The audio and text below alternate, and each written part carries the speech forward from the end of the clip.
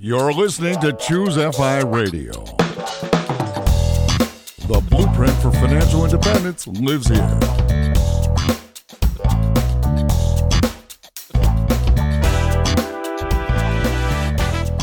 If you're looking to unlock the secrets to financial independence and early retirement, you're in the right place. Stay tuned and join a community of like-minded people who are getting off the hamster wheel and taking control of their lives in the pursuit of financial independence. ChooseFI, your home for financial independence online.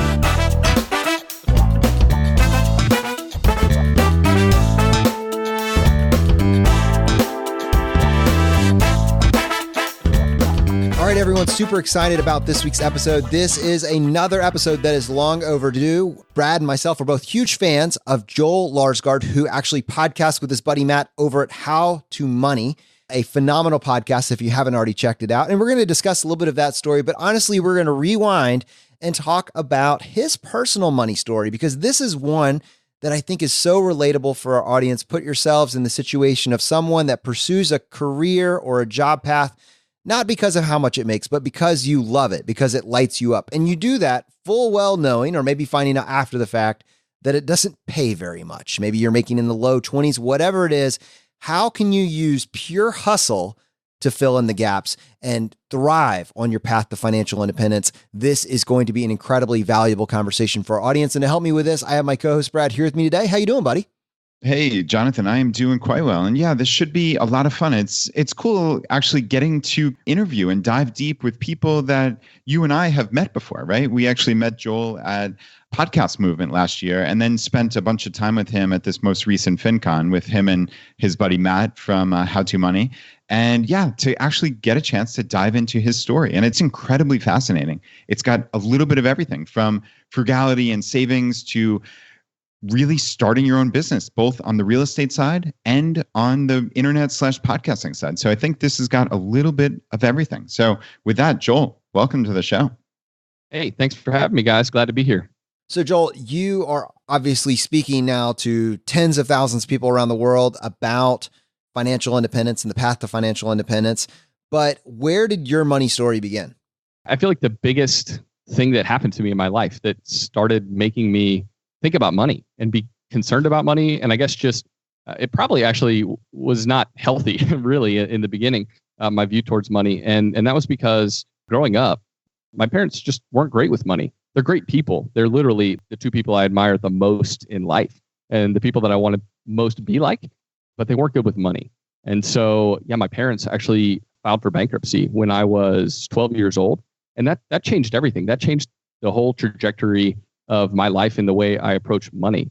I guess I just realized that when a couple doesn't know how to handle money well, it can lead to a lot of stress. It can lead to a lot of difficulty in family life. And I kind of saw that firsthand. And I said, you know what? That's not what I want for my family someday. It's really, really important for me to figure out the nuts and bolts of how I get my money act together so that money doesn't become an issue, someday when I get married and have kids. Hey, Joel, at 12 years old, how do you have any sense of what's going on with the family finances? Obviously, I'm sure the word bankruptcy came up. What were your thoughts? Like, can you put yourself back in that space and tell me what the 12-year-old Joel was thinking? Like, I imagine there's anxiety and uncertainty, all these really essential feelings. Talk me through that if you can. Yeah, sure. I have two sisters, and one is younger, one's older. And I feel like actually they were a little more, not oblivious, but they were just, it didn't affect them in the same way. And I think, my older sister, she was in high school. She was hanging out with friends. She had a job. My younger sister just wasn't quite old enough to kind of grasp what was going on. But for me, for some reason, it was this time in which I was just really sensitive to, to the family dynamics and to what was actually happening. And so I think it had a bigger impact on me than it did on them. And so, yeah, I don't know. I just remember in particular, there were a couple of particularly hard times and things that affected me. And I remember when my parents had bought this car. It was a brand new Dodge Durango. It was a really nice car, but it was just a car that they couldn't afford. I distinctly remember knowing that at some point it was going to be repossessed, and we didn't know when. It was just kind of one of those waiting games. finally one day it was just gone. But it was a waiting game for a while, and it was kind of unnerving to know that at some point it's not going to be there anymore. And then realizing, oh, wait, one morning we woke up and it wasn't there. And so, yeah, that was definitely an impactful moment for me. And just kind of the dynamics too around, you can just tell that there's tension, and you can tell, from when I was young, my mom always wanted to stay home with us kids. And it just wasn't possible based on, the way that the financial situation was set up in our family, the way that they were going after their finances and spending money. And they weren't spendthrifts by any means. But when it came to some of those bigger choices, like we talked about, right, when it came to housing and cars, they were buying things that were at the upper echelon of what they could afford. And then one day, my dad lost his job and everything changed. It was like, what? Now we can't afford these things anymore. And you can't predict that kind of stuff. You can't predict that you're going to lose your job, but you can prepare for it. And so it was one of these downward spirals from that point in time that just led to more difficult family relations. And then at the same time, a lot more anxiety in regards to money and then how we power through this. Yeah, Joel, something you said in there just a second ago is one of the most impactful things I've heard. It's you can't predict when you're going to have a job loss, but you can prepare for it. And that's just such a succinct way of putting something that I have tried to put into words by saying, like, you're always, people, if you don't have savings, you're 30 or 60 days away from complete financial ruin, right? If you do lose your job. So you can't predict it, but you can prepare for it. So yeah, I absolutely love that. And I guess my question for you is, when we go through these moments as kids, we look at our parents and we can either kind of emulate them and do exactly what they do or do the opposite. I imagine certainly you fall into the latter category, but like, how quickly did you start making decisions that maybe set you up for financial success down the road, even if it was at 12 or 13, like saving a couple of bucks? Like, I'd love to hear how quickly this impacted you. Yeah, that's a good question. I think, especially at least in regards to, the first thing most kids buy, the first major purchase is a car. And so I started working when I was younger than 14, really mowing lawns and stuff in the neighborhood. And then, I got a job at a fast food joint right across from my high school. And so I was saving up money in order to buy my first car. And I guess part of it was I didn't even realize, that I could potentially buy something that was more than I could afford. I didn't realize that I could buy something with cash I didn't have. And so that was probably a really good thing for me. But the first car that I bought was $1,800. I bought it in cash. And that's kind of always been a mantra for me since then, buying cars in cash. And honestly, too, a lot of people recommend buying cars that are a few years old. And in the financial independence community, it's well known that there are awesome cars that are 10 years old or even older that are almost fully depreciated out. And so, yeah, I think, we know that is a way to achieve financial independence even faster. And so for me, yeah, it was a quick lesson that I learned. It was something that I still didn't have all the tools, though, right? I didn't know, based on the patterns that I'd seen and based on the lack of knowledge, like I didn't know what to do, but I did know that I wanted to be frugal. And I think at times it probably led to a little bit of a miserly mentality that I had going on. Yeah, it's really interesting because I actually wanted to talk about that a little bit further. And actually, I want to tie it back to, it's funny when Brad talked about that statement that you made, you can't predict it, but you can prepare for it. It's interesting to me that if you're operating from a place of fear, potentially you're just preparing to be fired, right? That is one frame. The slight pivot on that, but it's the same tactics, is instead of preparing to be fired, you're building your escape route and you're planning for financial independence. And it's almost that mindset. Which of those two kind of, I would imagine, helps you thread that line between frugal versus valuist versus being a miser, and then kind of working through what is this operating from a place of fear? And I'm curious with yourself, what did you discover about yourself as you were personally wading through that? Yeah. So what I saw, first off, in seeing my dad's job loss and then kind of seeing the domino effect that unfolded, was, well, one, the first thing that struck me was I want to do something that I enjoy. I don't know why that hit me so hard, but it was, I'm not going to go out there and get a job that I don't get excited to get out of bed for. And so that was something, for some reason, that hit me quite hard in that. The other side of that, I wanted to have a job I love. And on the other side, I just knew that I had to figure out something in regards to money. I had to find some sort of help. I realized too that quickly I can't spend more than I'm bringing in, and it just honestly it made me decide that I wanted to keep more of the money I made as opposed to buying stuff, because I just saw the image of that Dodge Durango sticking in my head was okay, if I make a decision like that, I can completely sink. I can really make my life a lot harder than it has to be. And so for some reason, it in particular made me want to find a job that I love. And on the other hand, it made me want to really, really pay attention to where my money was going. But like I said, at the same time, I needed to find out how else I could change my finances because, at that moment in time, I just didn't have any tools in my tool belt in order to figure out how to save and invest and do better with my money than just that knee-jerk reaction of hardcore frugality.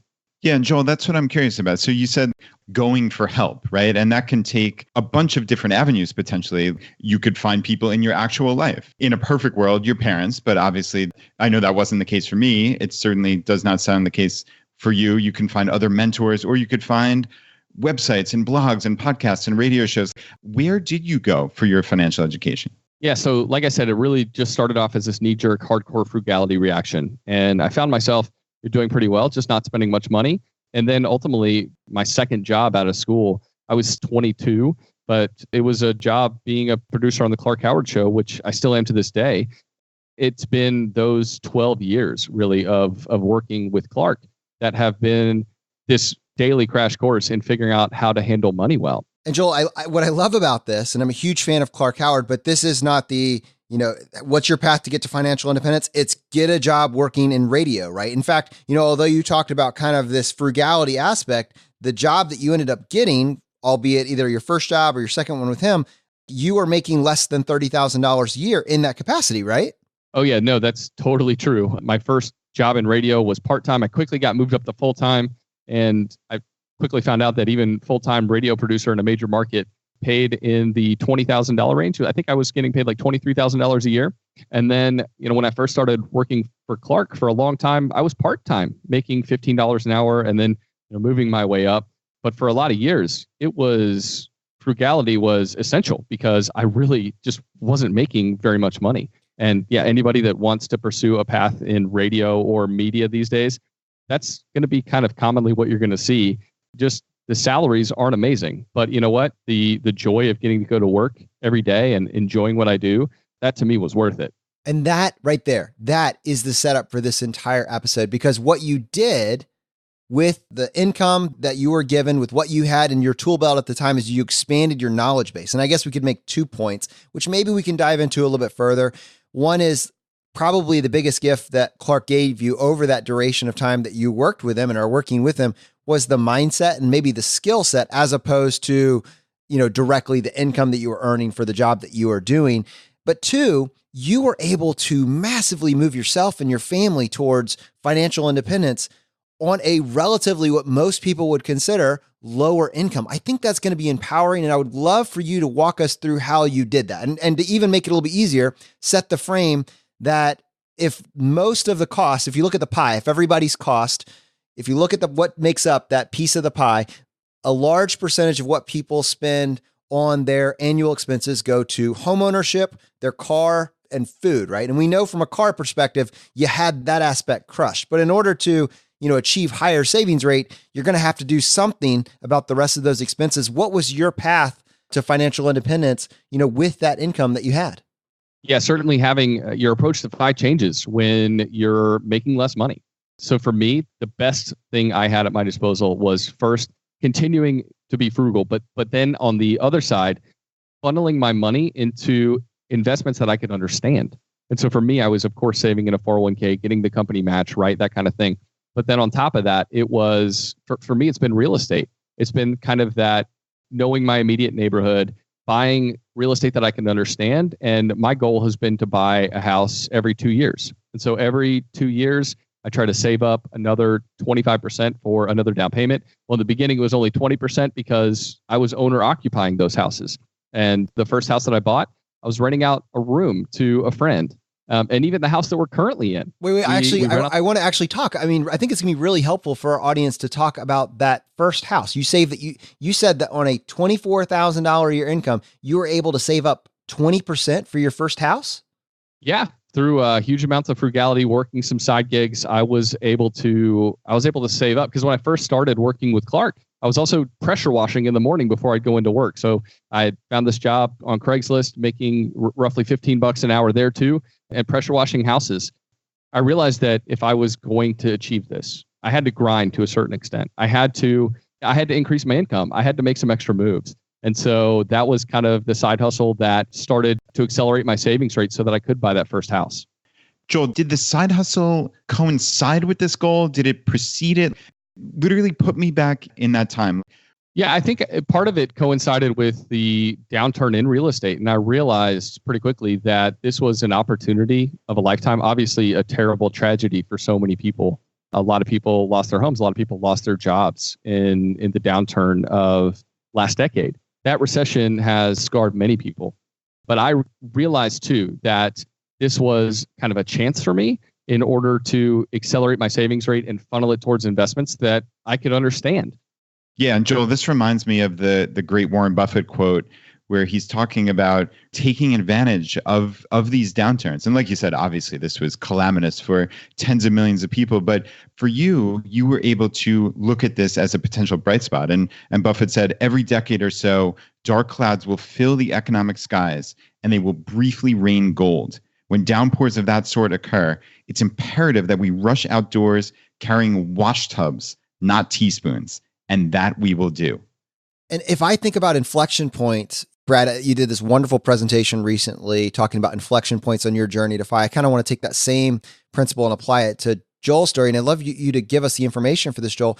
I'm going to go ahead and take a stab here that your entire path to financial independence, one of the most major inflection points was this first deal, this first real estate purchase that you made. And because of that, I want to spend a lot of time talking about this. So I think it's going to be important for our audience just to have an idea.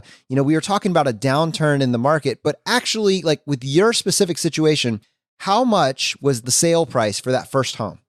Sure. Yeah, that first house was $89,000. Okay, so we're not talking about a $10,000 house here that was scooped up in a foreclosure. Like there are places in the country that right now you could buy a house for $89,000. Not everywhere, maybe not even in Atlanta currently. I know you're down in Georgia, but there are places all around the country where there are still properties like that. So if you don't mind, I'd love for us to slow down and talk about how long and how you were actually able to save up 20% of that on an income of $24,000 a year. And then what impact did that have on your path to financial independence? Sure. Yeah. The first house I bought was $89,000.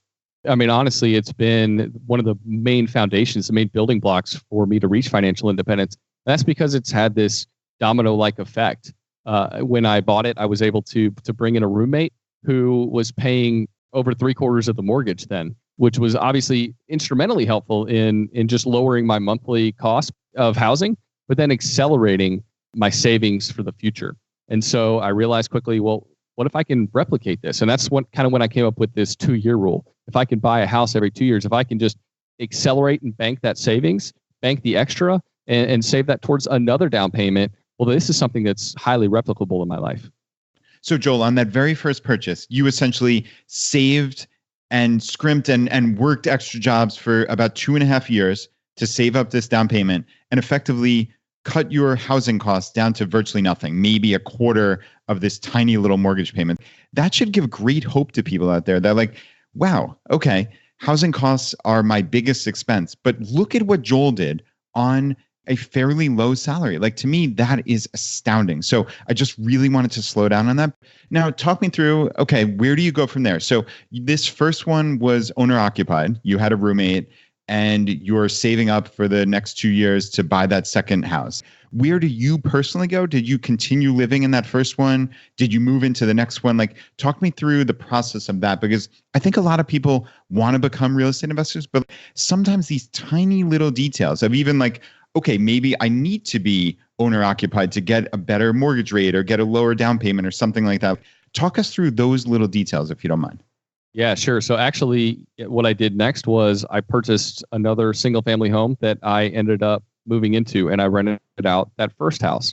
And then I did that again. And so I think that is actually a really good path for a lot of folks. It had kind of a multi-pronged helpful effect for me. First, it kind of helped me understand what being a homeowner was all about and the things I had to fix, things I had to take care of. Also, I understood that particular house really well. I kind of knew the things I needed to fix up. I knew the things that were prone to go wrong with it after living in it for a couple of years. And then it does, like you said, Brad, it does have that effect of lower down payment and lower mortgage rate. So typically you're going to get a half point lower or maybe even a smidge more on your interest rate for your mortgage by buying a house that you are willing to live in yourself. When you're buying as an investor, you're going to pay higher rates of interest and they're going to ask for more money down. So it is kind of an easier way for people to get into the real estate investing game. I'm actually Googling a smidge right now just to nail that down for our audience. Well, all right. So this is actually awesome, but like this is not the story of single Joel and his path to financial independence, over this period of time. You have, I believe, do you have 3 kids? A third on the way. So yeah, coming up on 3 soon. Awesome, man. So you and your wife and your 3 kids, or soon to be 3 kids, you're doing this, you're on this path together as a family. And so I'm curious, like, what was the interplay between house hacking, having a roommate, and then what you're doing now? Like, do you guys have a roommate currently? So we actually found this awesome house in the same neighborhood, and I like to buy everything within a really small radius. And that's for a few reasons, right? I like to be able to be close to the houses. I like to self-manage. I like to be able to cut the grass if I want to, which I try to do as much as possible for money saving purposes. But yeah, the house that we live in now also gave us the ability to rent out the back space. And so literally just up until last week, for 4.5 years that we've been in this house, we have rented out the back space. And that has, again, accelerated our ability to buy more real estate, to invest more heavily in 401ks and IRAs. And so it's just this kind of self-fulfilling prophecy almost of if you will start, if you'll just get started, that, you know what, a decade down the road, you're going to have a huge sigh of relief at the financial independence that you've been able to build into your own life. So Joel, I'm curious about kind of like limiting beliefs that a lot of people have of, oh, I could never have a roommate, or I could never, as you said, like rent out this backspace. I have kids, I am successful, or whatever, all these other nonsense things that people come up with that limit them. After living with roommates and renting out spaces in your house, et cetera, for so many years, how was that? Was it ever a hardship? Is it something you would consider doing in the future? Like, was it worth it ultimately? That's a great question. I think one that a lot of people have. I think a lot of people refuse because that doesn't seem normal, or that's one step too far. I just can't do that. And really, it comes down to what your ultimate goals are. My wife and I, we definitely had to talk about it.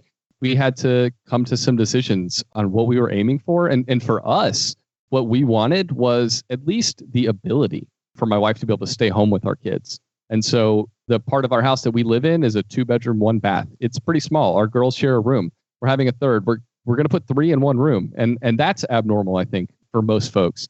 But really, it comes down to the fact that prioritizing real estate investing and then prioritizing having a roommate has just made it actually a really easy move for her to be able to stay at home with the kids. And obviously, that's not for everyone, but that was a choice that we decided to make and that my wife really wanted. And at the same time, still continue to save and invest and build for our future. And if we didn't take on the roommate, it'd be really difficult for us to kind of accomplish both. And so it came down to our goals, and we just decided that's the best thing for us. That's awesome, man. And I appreciate you taking the time to share your personal journey with that as well as your wife's. I have a couple follow-up questions for you. One is, how far have you been able to take this? Like, so we talked about this first property. How many properties or units do you have now? Yes, I have a total of 5 doors that I manage now. So that's real estate slang for you newbies out there. But yeah, so I've got 3 single family homes that I rent out and then a duplex as well. And what level of income does that provide for you that you don't obviously reinvest back into it? How much passive income does that provide?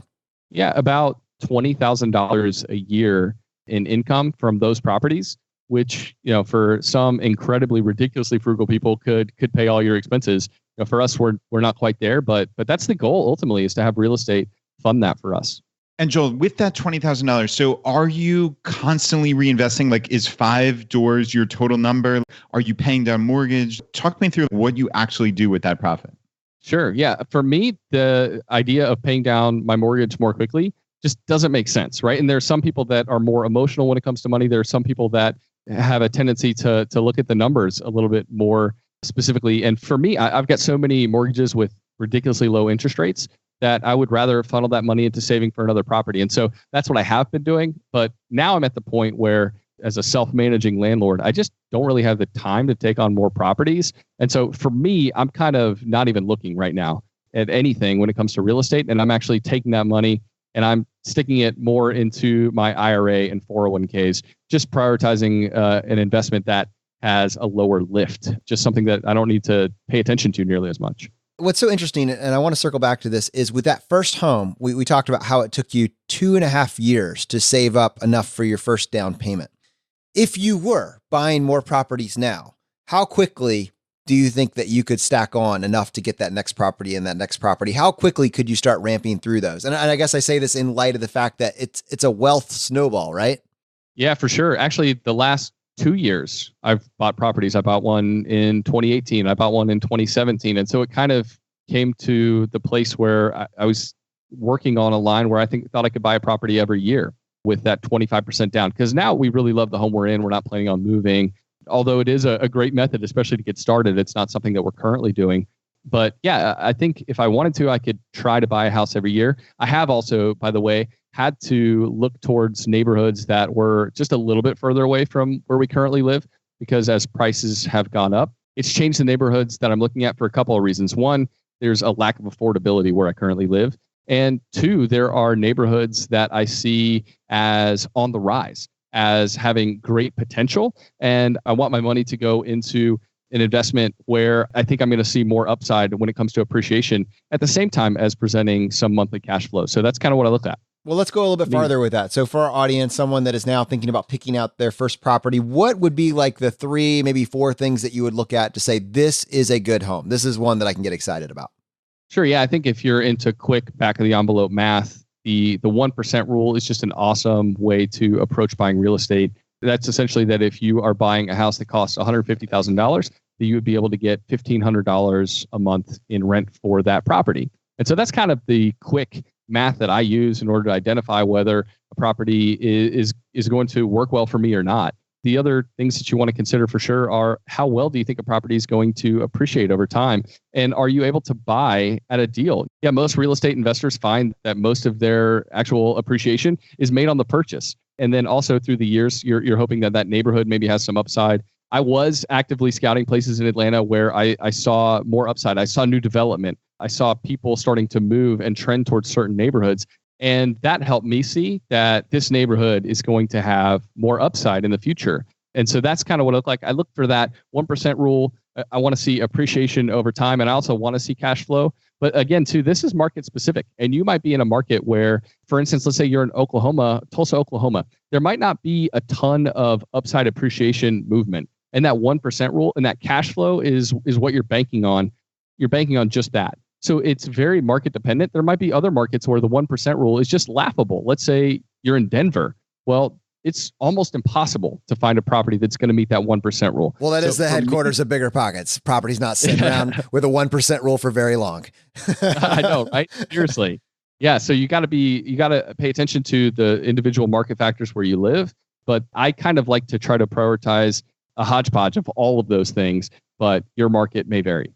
I actually have a question for you just about scale. I mean, you kind of mentioned this. You hit the limits of what you felt like you could accomplish in terms of these individual single families around the area, and they were starting to get more and more spread out.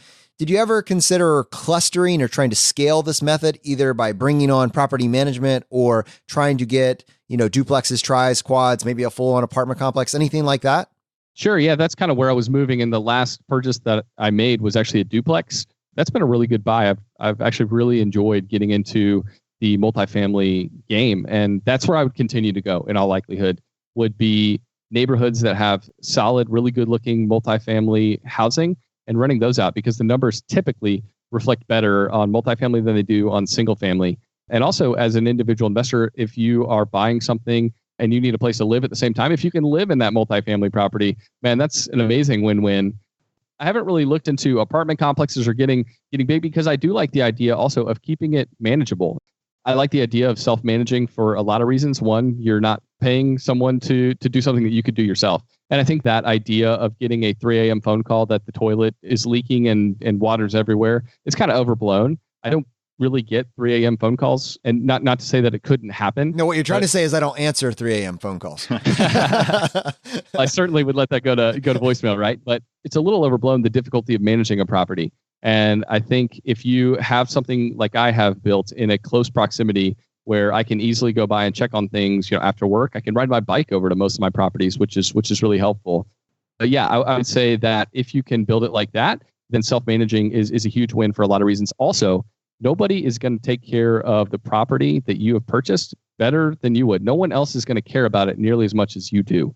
And at the same time, when I'm shopping for services for people to fix things at my house, well, I have a vested interest in getting the lowest price. Maybe I'd find the best management company that's around and they would do a great job and they would save me money. But I don't know, when it comes to how much I'm spending on repairs at my investment properties, I'm really, really conscious. And I've got a great Rolodex of awesome people that fix things for reasonable prices. And so for me, that's just another reason to kind of manage these properties myself.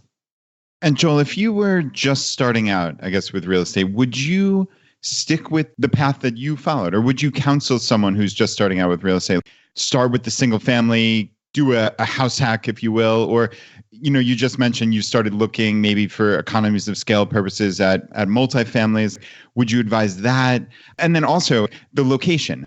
You said initially you looked at the place where you wanted to live, but now you've had to go further afield. If you were starting over again, what would you do today? Yeah, if I was starting over, my first purchase would be a multifamily. It would be a multifamily that I would live in, and I would have the other units essentially pay for the whole mortgage, if not more than the whole mortgage. That would be my goal. That's what I would seek to achieve. And then once that's the case, you have this ability to rapidly build up savings that you wouldn't have otherwise. So, I think my first single family home was a solid purchase. It's been great.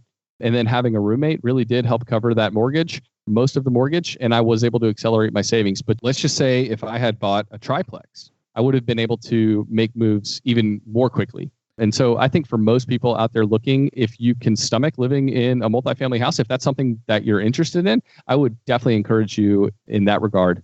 And then eventually you move out and you buy another single family home, or you buy another multifamily home, and you kind of rinse and repeat and keep going in that direction. Certainly everyone has their own ideas of an ideal life. They have their own ideas of how they want to pursue real estate. But if you're looking at just kind of the numbers, I think buying multifamily real estate and then living in one of the units is going to be the best way for you to go. So thank you for sharing. There's so many people that maybe say, man, well, hey, this would have been great if I had started in, 2012 or 2009 or whenever. If I had started 6 or 7 years ago with real estate, then obviously. But now it seems like we're on another tear. And in my personal opinion, you're still subject to the math, right? You should be looking at good identifiers like the 1% rule, like does it cash flow? What's your game plan? Kind of these basics should apply. You shouldn't just buy at any cost. But if the numbers work and you're planning on bringing in a roommate or multi-roommate situation, it seems like you potentially have a lot of leeway. And I wouldn't be surprised if your advice would just be to make sure the math works, but it doesn't have to be perfect. You should just get started. I really want to circle back to Clark Howard, because this is amazing, really. Clark Howard is a legend in the money space. He has one of the largest personal finance shows in the country, if not the world. He's been talking about money issues for well over a decade, and probably even closer to 2 decades at this point. And you've been with him for the past 12 years. This had to affect your mindset. It had to affect your path to financial independence. You've kind of laid out for yourself this framework for real estate, but I'm curious, outside of the real estate space, what were your biggest takeaways from 12 years on the Clark Howard Show? Oh my goodness. Well, yeah, Clark's impact on my own life, just his friendship, and then also being in the studio every day while we're doing the show has had an immense impact on my life. It's literally this crash course. And for a lot of years, I was kind of getting up to speed. I was figuring out what basic investing looked like. I was figuring out how to cut costs in little ways. And Clark is kind of really the foremost expert that I know when it comes to cutting your monthly bills, when it comes to figuring out ways to save on your cell phone or your internet or cutting the cord, stuff like that. He really has just so much good advice to give in so many different areas. But yeah, for me, it was this kind of overall mindset shift from being a incredibly frugal person to the point of probably the point of being Scrooge-like at times, which is not good, to this point of realizing, money has a lot of value. Like I don't have to just cling to everything. I can actually use it well. And I can use it well to invest and to care for others. And I think working with Clark also gave me the ability to figure out ways to save that I hadn't thought about before either. Ways to kind of cut back on things that didn't really mean anything to me, And I think that's where some of his best advice comes from too. It is helping people think about money in a completely different way, and then think about their monthly bills in a way that they hadn't thought about before. What's so interesting is that you didn't just learn that information, but now you are putting it out there to a whole new audience. You and your friend Matt started a podcast, which I started listening to when it first came out, Poor Not Poor. And now you guys are co-host of the How to Money podcast. We got to hear a little bit more about this story, man. Like, how did you guys decide to start the podcast? And then what happened? Like, what were those kind of points in time to move it over and start recording with How to Money? Yeah. So because of my day job, it was this, you know what, I want to put something out there into the world. And obviously I've learned a million different things from Clark. I owe him the world and I love my day job. But at the same time, I was like, you know what, Clark and I live life really differently. Like, I'm kind of this weird dude who likes to bike everywhere he goes. I've got a cargo bike. I like to put my kids on the back and I like to drive my car as little as possible. I started kind of getting into the financial independence space. And I was like, man, there's so much here too that is just completely different than what we talk about on the Clark Howard Show at my day job. And so I was hanging out with my best buddy, Matt, who lives 6 blocks away from me. Matt one day was like, what do we do every time we get together? And we realized, well, we drink a craft beer and we talk about money. Matt's super into investing and thinking about money too. And so it was the start of this show that we originally called Poor Not Poor. And then we changed the name in November to How to Money, just because Poor Not Poor, it's really hard to it was POUR, like pour a beer, and then don't be poor. And really it was this kind of, I still have your koozie, by the way. Oh, nice. Oh, good. Yeah, really the message of Poor Not Poor was meant to be a little cheeky. It was like, pour a beer and let's live a rich life. Like, let's figure out how to live a life that's meaningful. And for Matt and I, craft beer is that thing that we're willing to spend money on, lots of money on, no matter what. That's something that we're not willing to cut out of our life. And I think too, sometimes when we're talking about financial independence, it can be really hard for a lot of folks. They feel like they have to cut out even the things that they love. And so for us, craft beer is something that we're not willing to cut, but we're willing to cut on all these other things that hold very little value in our lives. So yeah, that was kind of the start of the show. Yeah, Joel, I completely hear you about buying what you value. And craft beer for you guys is it. I suspect also maybe Atlanta United soccer tickets, right? Oh, most definitely. Where do you go from here? You're obviously on this FI path. You have 5 doors, 5 different rental properties. You're still saving a lot of money, I assume. Like, what does your path to FI look like?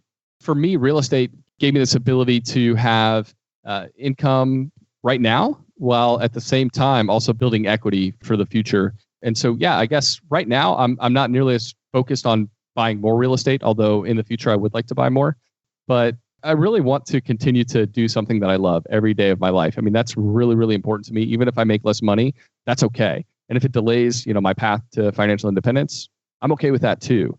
Yeah, so I guess my goal is to continue to do something that I love every single day.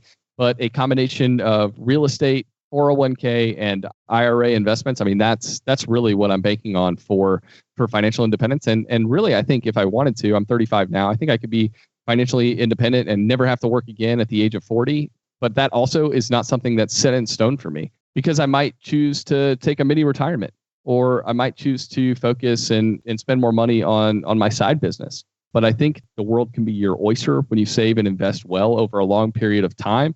And so, yeah, that's really my goal. It's not a specific date set in stone, but it's just this kind of general approach to life that gives me just massive amounts of breathing room. Well, Joel, that's perfect. I think that is the perfect place to kind of bring this part of the show home. This is the home stretch here. And honestly, that's it. What does it look like to design a future that you can get excited about, not in your golden years, but now? And it looks like the steps that you made, the somewhat quote unquote extreme steps, right, that you made, have given you a level of freedom that most people have trouble even contemplating. And so I'm excited for you and what it means for you and your family. On most shows, that would be the end of the episode. On this show, we would love to give you the chance to tackle the hot seat. Are you ready for this? Oh, I'm in. In a world drowning in debt and rampant consumption, trapped by the chains of lifestyle inflation, these questions highlight the secrets of those who have broken free. Welcome to the ChooseFI hot seat.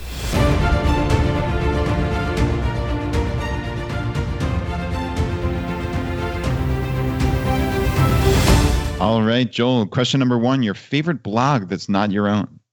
All right. So since I'm a podcaster, can I go podcast instead, guys? Oh, love it. Okay. All right. I really along with 10 million or maybe even more other people, man, I really love Joe Rogan Experience podcast. I certainly don't have enough time in the day to listen to every single one of them or even most of them. But when he interviews really, really interesting people, I can't get enough of it. And he recently interviewed a guy named Colin O'Brady who pulled a sled across Antarctica over months. And he's the first person to have traveled all the way across Antarctica. And that was just a fascinating interview. I love stuff like that. I love interviews with people doing something unique and different. And so, yeah, I love that show. Why would you do that? But I respect your right to try. Blood for punishment, right? Absolutely. That's awesome, man. Yeah, he hasn't gotten a shout out on this show in maybe ever, but he certainly deserves it. And he does have some fascinating conversations. All right. Question number 2, your favorite article of all time. Now, this also can be a podcast episode if you want, and it can be one that you have done or written, or it can be someone else's. Yeah, my favorite episode that Matt and I have done at least was a podcast episode where we talked about how everything costs more than you think. It's just this kind of look into secondary costs of how every purchase that we make affects more and more purchases down the line. For instance, like, when you buy that car that costs $10,000 versus the car that costs $3,000, well, that's going to have residual effects on the amount of insurance that you're going to have on that car. You're probably going to have full coverage, whereas on a $3,000 car, you can have liability only. There's just all these other things that you need to factor in when you're making a purchase, as opposed to just that sticker price, the tag on the item itself. And so that's probably, my favorite episode we've done. Oh, we definitely have to link to that in the show notes. What is the episode number for that? Yeah, that was episode number 48. Awesome. We will have it linked in the show notes. All right. Question number 3, your biggest life hack. Okay. My biggest life hack is to ride your bike more. I have a cargo bike in particular, which some people might wonder what that is. And there are different kinds of cargo bikes, but I'm able to put my 2 girls on the back.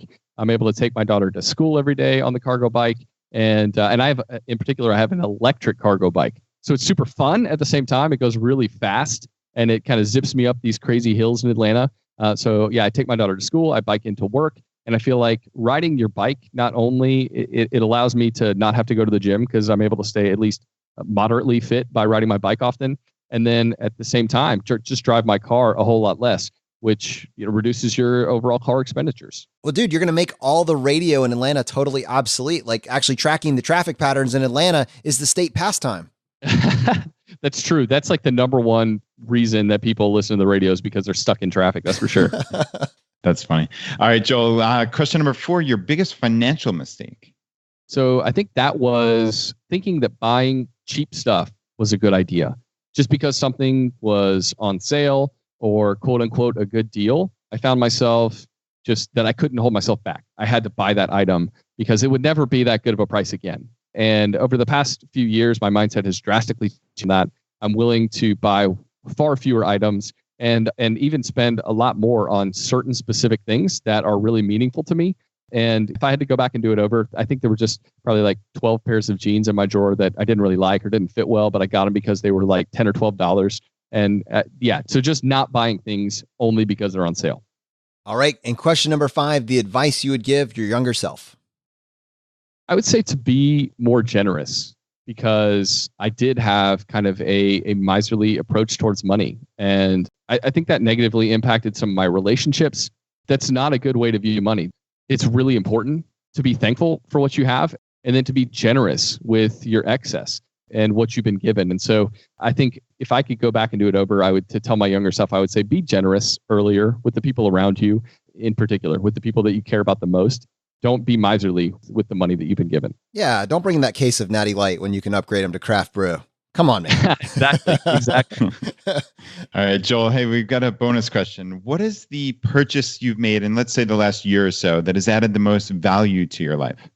So I got some Aftershocks bone conduction headphones, and they've been a game changer for me. So bone conduction headphones actually sit on like the temple outside of your ear. And so I'm able to ride my bike, listen to podcasts, listen to music, and still be able to hear the outside world around me, because it's really unsafe to ride your bike with regular headphones. But with these bone conduction headphones, I'm able to kind of get the best of both worlds. And so that's been a major game changer for me. Nice. My first introduction to those was actually people that used a form of them when they were swimming. And I hadn't thought about it for bike riders as well. So that's a great tip. Joel, this has been awesome. So much value here. And I'm sure there's people listening to this that are going to want to connect with you and want to connect with the content that you've been producing. What is the best way for someone to find out more about your content? Yeah, sure. People can find my podcast anywhere that they're listening to this podcast. If they just type in How to Money in the search bar, they'll be able to find it and hit the subscribe button. You can also check out our website, howtomoney.com. It's mostly just a podcast. We've got a few articles as well, but yeah, we're focusing on our show right now. And so, yeah, they can find us there. Thank you so much, Joel, for coming on the show. This has been fantastic. Yeah, thanks for having me, guys. It was a lot of fun. Brad, I'm so excited about actually having this episode. One, Joel is a kindred spirit, and Joel has been helping Clark Howard with the show for the last 10 years. That's the setup. But like once you move past that, you see what his actual value is to our community is so much more than that. This is someone that is pursuing financial independence on a fairly objectively low income, but that isn't even slowing down. He is farther on his path to FI than many people that have had multiples of his income and knew about this information a while back because he hustled and he took action. It's incredible to me that when you're willing to look at the problem a little bit differently, the options that it unlocks for you, especially when it's based on a balance of intentional mindset and frugality. Yeah, you're absolutely right. And this reminds me of a quote that I heard on the Tim Ferriss podcast a long while back, which is easy choices, hard life, hard choices, easy life. Joel and his wife, they made the difficult choice of living with roommates and living in a 2-bedroom, 1-bath, in essence, half of their house with 2 kids. That's the hard choice. But it's produced this life that they're on this glide path, if you will, to FI because for a number of years, they made those hard choices. And to me, that's just so empowering that if over a short period of time, you can make those hard choices, then everything else gets easier, almost in perpetuity. That's amazing to me. If you got value from today's episode, and if you've been getting value from the episodes up to this point, just take 1 second and press the subscribe button on the platform you're listening to this on. Just lets the providers know you're getting value from the show and you want to be here when we produce additional content. If you want to support us in what we're doing here at ChooseFI, here are 4 easy ways. 1, leave us an iTunes review. To do that, just go to ChooseFI.com/iTunes. 2, use our page to sign up for travel credit cards. If you want to travel the world with miles and points instead of your hard-earned dollars, then just go to ChooseFI.com/cards and get started today. 3, if you're working on the milestones of FI, set up a personal capital account to track your progress and use our affiliate link. It's completely free and just go to ChooseFI.com/PC. P as in Paul, C as in cat. And 4, and most importantly, find your friends, coworkers, and family members who might be open to this message and tell them about the podcast. Have them start with episode 100. It is a fantastic starting place. All right, my friends, the fire is spreading. We'll see you next time as we continue to go down the road less traveled. You've been listening to ChooseFI Radio Podcast, where we help middle-class America build wealth, one life hack at a time.